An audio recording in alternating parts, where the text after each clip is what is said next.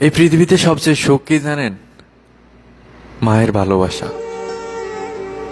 এই পৃথিবীতে সবচেয়ে কষ্টকর কি জানেন? মায়ের চোখের পানি। এই পৃথিবীতে আপনি তখনই সবচেয়ে অবহেলিত হবেন, মানে তখনই আপনার সবকিছু মনে হবে যে অসহায় মনে হবে। তখন কোন সময় জানেন? যখন আপনার মা মারা যাবে, তখনই বুঝতে পারবেন আপনি এই পৃথিবীর কতটা কঠিন, বা বেঁচে থাকতে হলে যে কতটা কষ্ট করে বেঁচে থাকার জন্য যে দ্বিতীয় নিঃশ্বাসটা প্রয়োজন, সেটা হচ্ছে যে মা। যখন হারাইবেন তখন বুঝতে পারবেন, এর আগে না। আরে মা ছিল যখন, তখন প্রতিদিন সকালবেলা কল দিয়ে বলতো, ও রাব্বি যা, ডিউটিতে যা, টাইম হয়েছে।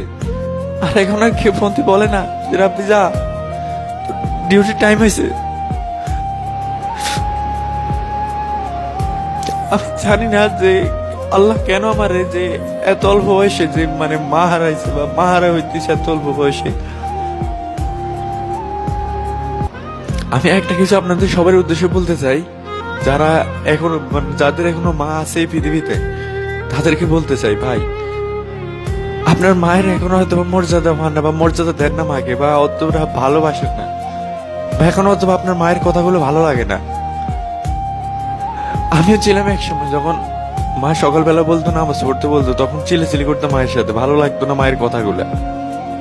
কিন্তু এখন সেই কথাগুলো মিস করতেছি। সেই কথাগুলোর জন্য আজকে এখন মানে খারাপ লাগতেছে যে মা এখন আর বলতেছে না যে কথাগুলো। আপনাদের সবার উদ্দেশ্যে বলতে চাই, যাদের মা এখনো বেঁচে আছে, প্লিজ মায়ের ভালোবাসাকে ধরে রাখুন। হয়তো এখন পাচ্ছেন মায়ের ভালোবাসা, যেদিন হারাইবেন সেদিন হয়তো হাজারো চেষ্টা করে, হাজারো কান্নাকাটি করে সে মায়ের ভালোবাসাকে আর ফিরে পাবেন না। যান, বলুন সরি মাকে, মাপ চান মায়ের কাছে, জীবনে যত ভুল করছেন। হয়তো সেই সুযোগ আর আসবে না, হয়তো এখনই সুযোগ আপনার। যান আপনার মায়ের কাছে, কল করুন আপনার মায়ের কাছে যে মা আমাকে ক্ষমা করে দিন, জীবনে যত ভুল করছি আপনার সাথে ক্ষমা করে দিন মা। হয়তো হারানোর পরে হাজারো চেষ্টা করে আমার মতো বলতে পারবেন না মা আমাকে মাফ করে দিন।